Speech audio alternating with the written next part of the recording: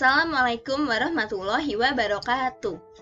Halo semuanya, perkenalkan nama saya Nadifa Rizky Safitri, absen 21 dari kelas 10 Akuntansi dan Keuangan Lembaga, SMK Negeri 43 Jakarta.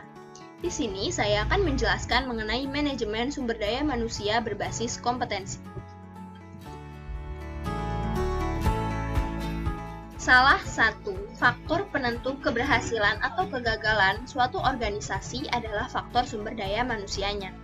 Organisasi sangat membutuhkan sumber daya manusia yang kompeten, memiliki kompetensi tertentu yang dibutuhkan untuk menunjang keberhasilan pelaksanaan pekerjaannya. Oleh karena itu, penting sekali sebuah perusahaan menerapkan manajemen sumber daya manusia berbasis kompetensi. Pengertian dari manajemen sumber daya manusia adalah segala kegiatan yang berkaitan dengan pengakuan pada pentingnya tenaga kerja pada organisasi sebagai sumber daya manusia yang vital yang memberikan sumbangan terhadap tujuan organisasi dan memanfaatkan fungsi dan kegiatan yang menjamin bahwa sumber daya manusia dimanfaatkan secara efektif dan adil demi kemaslahatan individu, organisasi, dan masyarakat. Kompetensi. Menurut Kamus Besar Bahasa Indonesia, pengertian kompetensi adalah kemampuan atau kecakapan.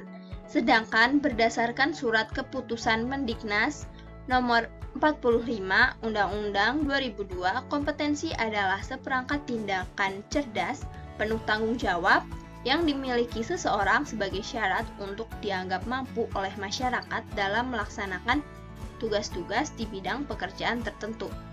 Jadi, kompetensi adalah kemampuan atau kecakapan yang dibutuhkan untuk melakukan atau melaksanakan pekerjaan yang dilandasi oleh pengetahuan, keterampilan, dan sikap kerja.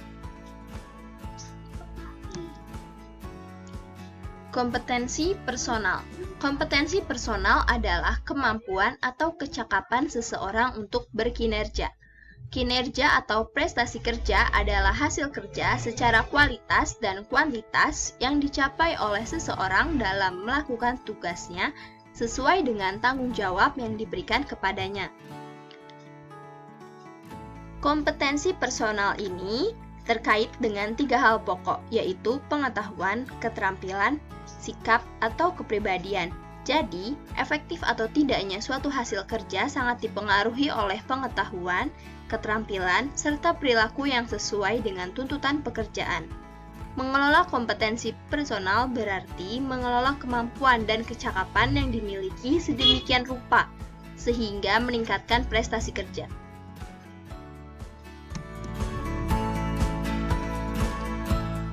Sebagai bagian dari kompetensi personal yang mendukung kinerja, perilaku atau kepribadian yang baik perlu kita kelola dan kita kembangkan. Cara mengelola dan mengembangkan suatu perilaku atau kepribadian yang baik yaitu yang pertama, membentuk kepribadian yang baik, dan yang kedua, presentasi diri. Faktor pembentuk kepribadian yaitu yang pertama, faktor keluarga. Faktor keluarga merupakan faktor utama yang membentuk kepribadian seseorang karena keluargalah tempat pertama seseorang belajar berinteraksi dengan orang lain, belajar mengenal etika, budaya, norma-norma, dan nilai-nilai tradisi yang berlaku di masyarakat. Yang kedua, faktor biologis. Faktor ini berperan penting dalam membentuk otot, rangka, tinggi atau pendeknya seseorang, anggota tubuh dan fungsinya, warna kulit, kemampuan nalar dan kecerdasan, serta kemampuan berpikir dan menganalisis. Yang ketiga, faktor budaya. Budaya yaitu kumpulan nilai, konsep, pengetahuan, dan kebiasaan manusia yang dianut masyarakat di sekitarnya. Faktor budaya bisa memengaruhi kepribadian seseorang. Yang keempat, faktor pendidikan. Tingkat pendidikan seseorang juga bisa memengaruhi kepribadian seseorang. Yang kelima, faktor sosial dan lingkungan. Status sosial seseorang dan lingkungan pergaulan berpengaruh besar terhadap pembentukan kepribadian. Tipe-tipe kepribadian di dunia kerja. Yang pertama yaitu tipe realistis. Tipe seperti ini cocok bekerja di bidang pemesinan atau mekanik. Mengapa demikian? Karena orang yang realistis biasanya lebih menyukai hal-hal praktis, mekanis, dan realistis. Pekerjaan yang berkutat dengan aktivitas sosial atau luar ruangan tidak cocok bagi tipe realistis. Mereka sering menganggap bersosialisasi tidak begitu penting dan lebih suka bekerja sendiri. Jika harus bekerja dalam tim, orang dengan tipe macam ini lebih suka satu tim dengan orang yang setipenya. Contohnya menjadi pilot atau insinyur teknik. Yang kedua, tipe investigatif.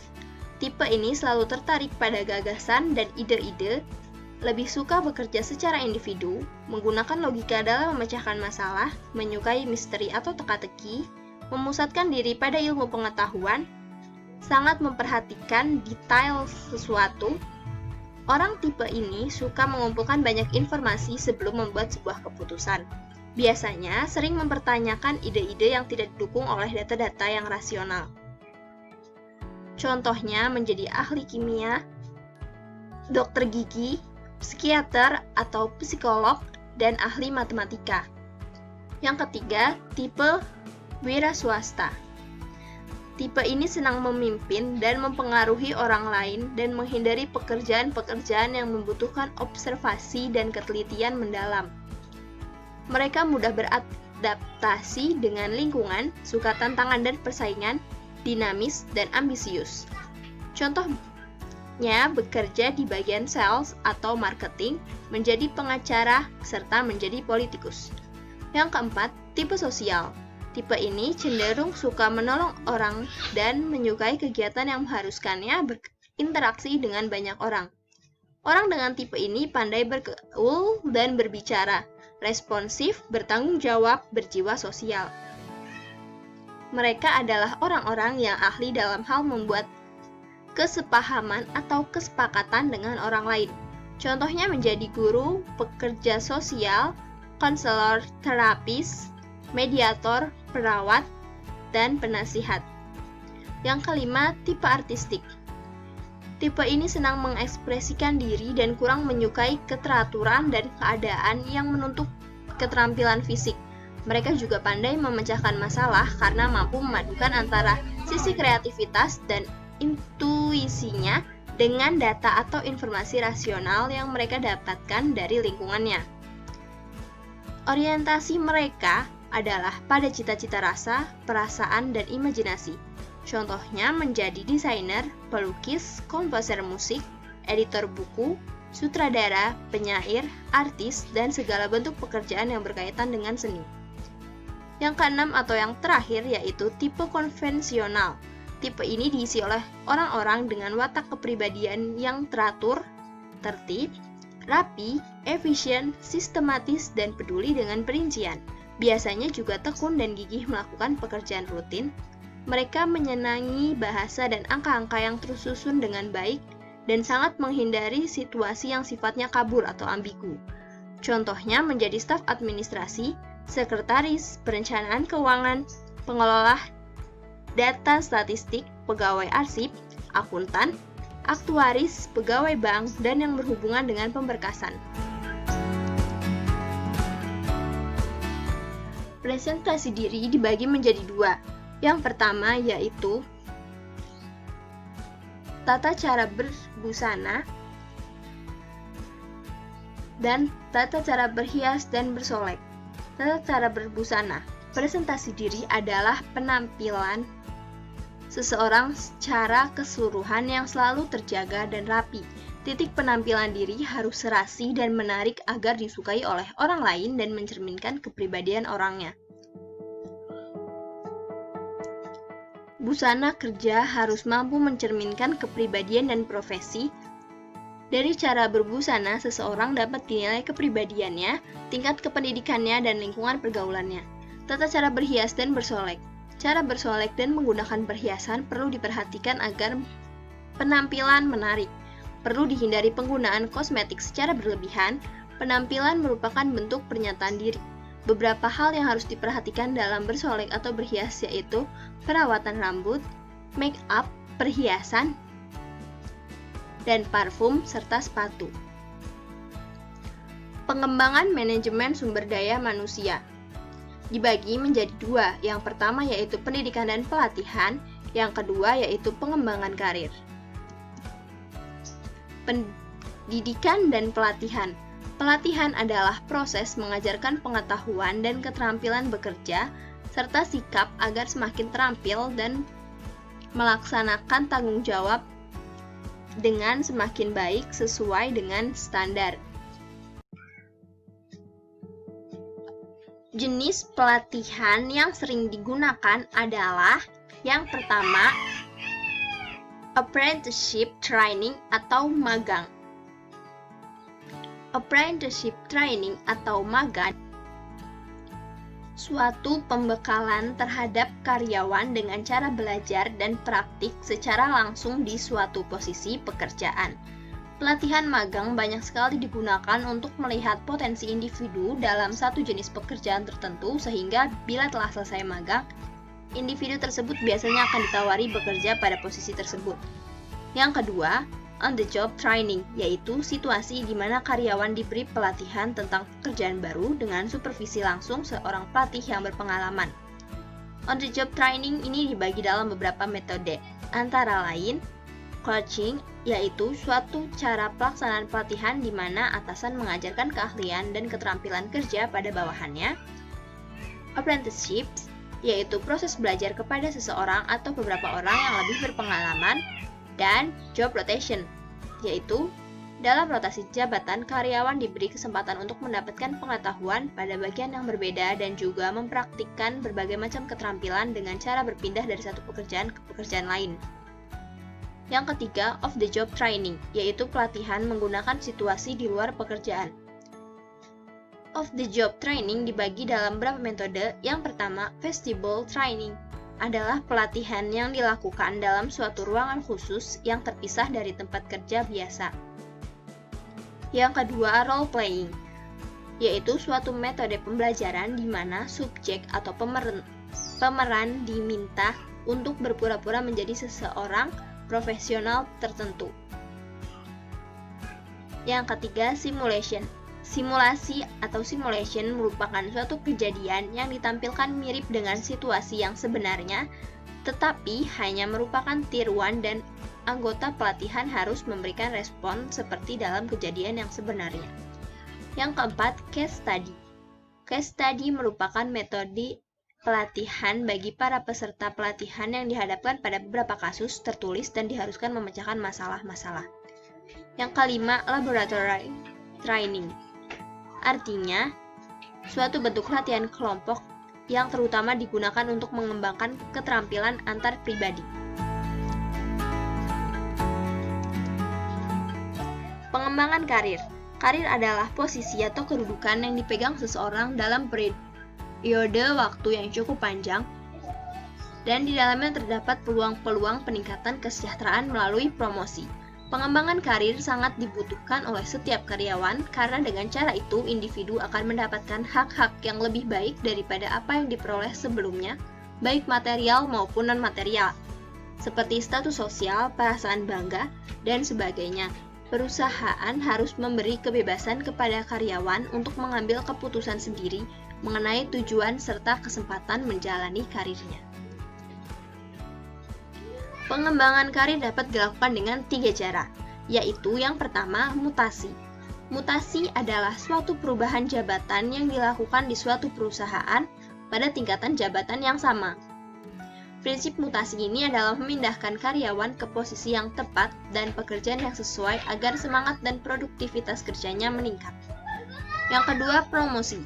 Promosi yaitu perpindahan karyawan ke jabatan yang lebih tinggi di perusahaan sehingga kewajiban, hak, status, dan penghasilannya semakin besar. Yang ketiga, demosi. Demosi yaitu perpindahan karyawan dari suatu jabatan ke jabatan yang lebih rendah di perusahaan. Demosi merupakan penurunan jabatan seseorang dalam suatu perusahaan sebagai bentuk hukuman bagi seseorang karyawan. Alasan perusahaan banyak menggunakan manajemen sumber daya manusia berbasis kompetensi, yaitu yang pertama, memperjelas standar kerja dan harapan yang ingin dicapai. Dalam hal ini, model kompetensi akan mampu menjawab dua pertanyaan mendasar, yaitu keterampilan, pengetahuan, dan karakteristik apa saja yang dibutuhkan dalam pekerjaan. Dan perilaku apa saja yang berpengaruh langsung dengan kinerja. Kedua hal tersebut akan banyak membantu dalam mengurangi pengambilan keputusan secara subjektif dalam bidang sumber daya manusia. Yang kedua, alat seleksi karyawan. Penggunaan kompetensi standar sebagai alat seleksi dapat membantu organisasi untuk memilih calon karyawan yang terbaik. Yang ketiga, memaksimalkan produktivitas. Tuntutan untuk menjadikan suatu organisasi ramping mengharuskan kita untuk mencari karyawan yang dapat dikembangkan secara terarah untuk menutupi kesenjangan dan keterampilannya sehingga mampu untuk dimobilisasikan secara vertikal maupun horizontal. Yang keempat, dasar untuk pengembangan remunerasi. Model kompetensi dapat digunakan untuk mengembangkan sistem remunerasi atau imbalan yang akan dianggap lebih adil. Kebijakan ini akan lebih terarah dan transparan dengan mengaitkan sebanyak mungkin keputusan dengan serangkaian perilaku yang diharapkan yang ditampilkan seorang karyawan. Yang kelima, memudahkan adaptasi terhadap perubahan. Serta yang keenam, menyelaraskan perilaku kerja dengan nilai-nilai organisasi. Manfaat penerapan konsep manajemen sumber daya manusia bagi perusahaan antara lain yang pertama, meningkatkan efektivitas rekrutmen, yang kedua, dapat difokuskan pada kompetensi yang diinginkan perusahaan atau organisasi, yang ketiga, penilaian terhadap hasil pendidikan dan pelatihan akan lebih andal dan konsisten, yang keempat, pengambilan keputusan dalam organisasi akan lebih percaya diri, dan yang kelima atau yang terakhir yaitu mempermudah terjadinya perubahan melalui identifikasi kompetensi yang diperlukan untuk mengelola perubahan. Sekian dari saya, mohon maaf bila ada kesalahan dan kekurangan kata. Terima kasih atas perhatiannya. Wassalamualaikum warahmatullahi wabarakatuh.